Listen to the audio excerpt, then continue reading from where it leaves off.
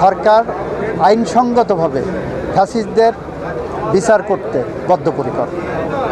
সরকারি যেটা বরাদ্দ হবে সেই বরাদ্দ জনগণের জন্য বরাদ্দ হয়, প্রত্যেকটা পয়সা খরচ হচ্ছে সঠিক জায়গায়, এটা নিশ্চিত করতে বলেছি। এবং বলেছি যদি কোনো দুর্নীতির আশ্রয় কেউ নেয়, শুধু তার চাকরি যাবে, ডিপার্টমেন্টাল প্রসিডিং হবে সেটা হবে না, সাথে তার বিরুদ্ধে একটা দুর্নীতির মামলাও হবে। মাদকের ব্যাপারে জিরো টলারেন্স, সন্ত্রাস, রাজনৈতিক দুর্বৃত্তায়ন, সামাজিক হানাহানি, মারামারি সমস্ত কিছু নিরপেক্ষভাবে ব্যবস্থা নেওয়ার জন্য প্রশাসনকে আমরা নির্দেশ দিয়েছি।